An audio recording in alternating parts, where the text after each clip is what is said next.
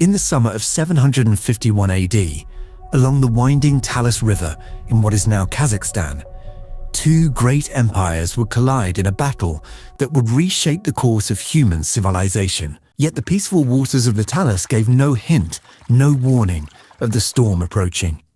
For centuries, this river had carried nomads and traders along the Silk Road.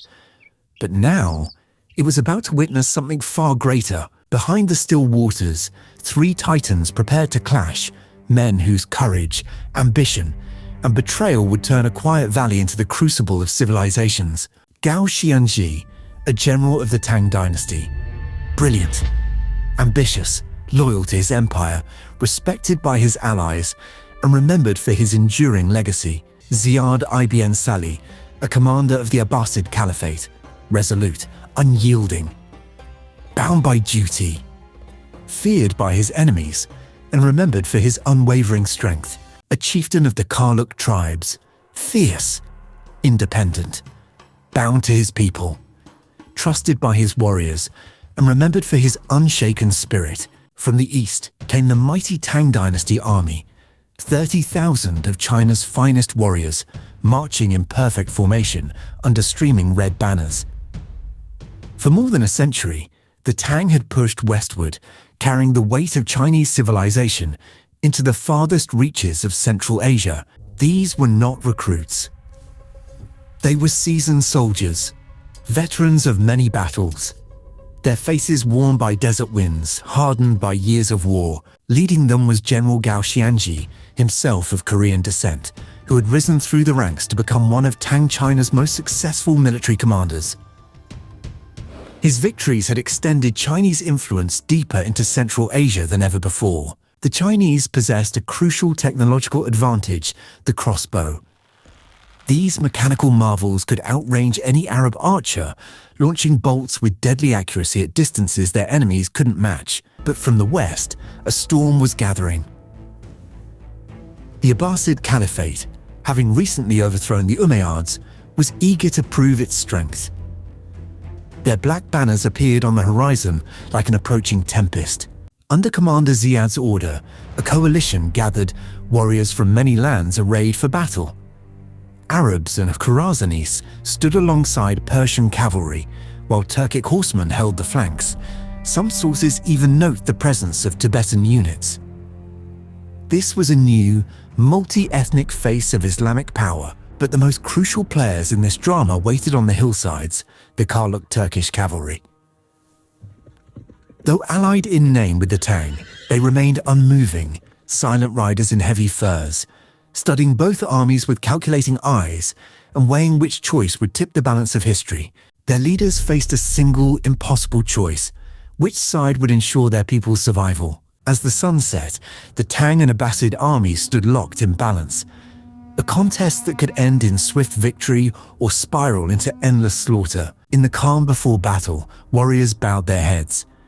Beads slipped through their fingers, prayers rose to different gods, and silence carried the weight of what was to come. As dawn broke over the Talas Valley, two vast armies stood in silence, staring across the mist like sleeping giants awakening to violence. The sky darkened, not with clouds, but with thousands of arrows. In a single storm of iron, the Great Battle of Talas was unleashed. Initially, Chinese technology proved its worth. Tang crossbowmen forced Arab archers to fall back, their superior range keeping the enemy at bay. But the Abbasid forces adapted quickly. Spearmen charged forward under covering fire, their war cries echoing across the battlefield. The two lines met with the crash of 10,000 thunderbolts. Steel met steel, shield struck shield, and the organized warfare of empires dissolved into brutal, personal combat. On the flank, Tang cavalry surged forward in a storm of hooves and steel. With thunderous speed, they struck hard, searching for the blow that could break the deadlock. As the first day ended, neither side had gained the advantage. And when the second day dawned, the armies rose weary, bloodied, yet still unbroken. At night, the armies withdrew to camp, close enough to hear each other, but far enough to avoid attack. The stalemate held. On the third day, the fighting turned savage. Wave after wave of reserves were thrown in, Bodies fell in heaps, yet no side could break through. By the third day's end, the ground between the armies was a carpet of the fallen. Medics moved desperately among the bodies, trying to save who they could. But the work was endless. For every man saved, 2 more were left to die. From their positions, Gao Zhangji and Ziad ibn Salih studied the field. Each searched for a way to break the deadlock, unaware the true decision lay with their allies. On the 5th morning, the sky burned red. Soldiers on both sides felt it was a sign, but none knew what it meant. In secret, the Karluks struck a deal with the Abbasids, a bargain that sealed their betrayal. A horn sounded from the Karluk position, not the usual signal for advance, but something different. Something that made Chinese hearts skip a beat. Then, like an avalanche beginning with a single stone, the Karluk cavalry turned as one.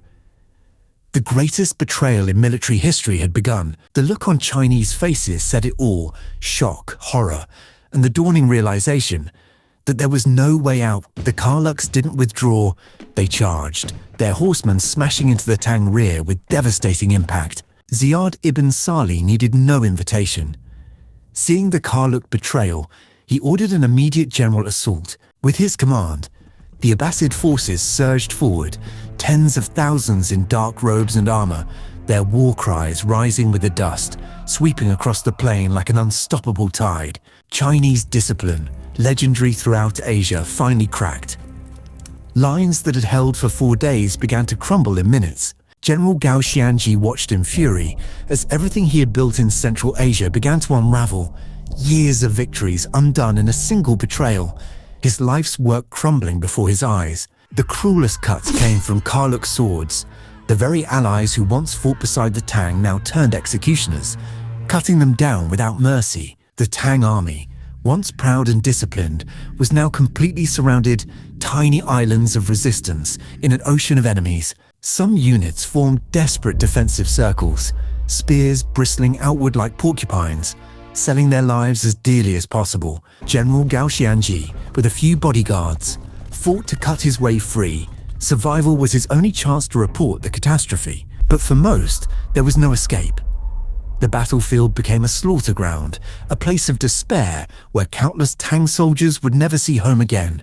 Only a fortunate few broke through the encirclement, riding eastward into the fading light, with enemy cavalry thundering after them, relentless in pursuit. For those who could not escape, there was no choice. Tang soldiers and craftsmen surrendered side by side, laying down their fate to the Abbasids. As the dust settled, the scale of the Tang disaster became clear. China's century-long expansion into Central Asia had ended in a single day. Days later, the battlefield lay silent, abandoned, but for the scavengers. Tang banners lay trampled in the mud, their red silk darkened and torn. The Abbasid coalition celebrated not just a military victory, but the confirmation of Islamic power in Central Asia. While the Abbasids celebrated victory, the survivors of the Tang endured in silence, and General Gao Xianji wondered how he could ever face his empire after such a loss. The captured Tang soldiers began the long, weary march towards Samarkand, carrying with them not only their chains, but also the knowledge that would outlive the battle. In Samarkand, Chinese prisoners are said to have established the first paper mills in the Islamic world, though some believe papermaking was already known there. What is certain is that these captives helped shape its spread far beyond Central Asia. From Baghdad to Cordoba, from Cairo to Damascus, great libraries flourished, gathering knowledge from across the known world. Scholars studied, translated, and preserved ancient wisdom, and the Islamic Golden Age owed much to the skills of captured Chinese craftsmen. In Central Asia, Buddhist temples were gradually replaced by mosques, marking a major cultural shift. The Abbasids did not ban older traditions, but under their rule they no longer expanded, and the region's spiritual life changed as deeply as its politics. Today, the Talas River flows as calm and silent as it once did before that fateful battle, and only faint traces remain of the epic clash fought upon its banks. The defeat at Talas left the Tang Dynasty weakened, and the An-Lushan rebellion soon drove it into decline. The Abbasid Caliphate entered its golden age. With the arrival of paper, Knowledge could be written and spread more widely than ever before, fueling advances in science, philosophy, and literature that illuminated the medieval world for centuries. After Talas, the Abbasids secured dominance in Central Asia and took control of key sections of the Silk Road. These routes carried not only silk and spices, but also technologies, religions, and ideas, turning Central Asia into the meeting ground of civilizations and giving the Abbasids influence that reached far beyond the battlefield. From defeat came an unexpected gift, the knowledge of Chinese papermaking.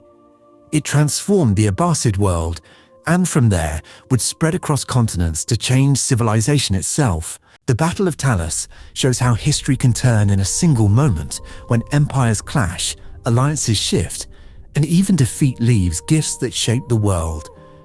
The truest victories are written not in blood, but in knowledge that endures through the ages. We hope you enjoyed this journey through history. Like, share, and subscribe to join us for more stories of the past.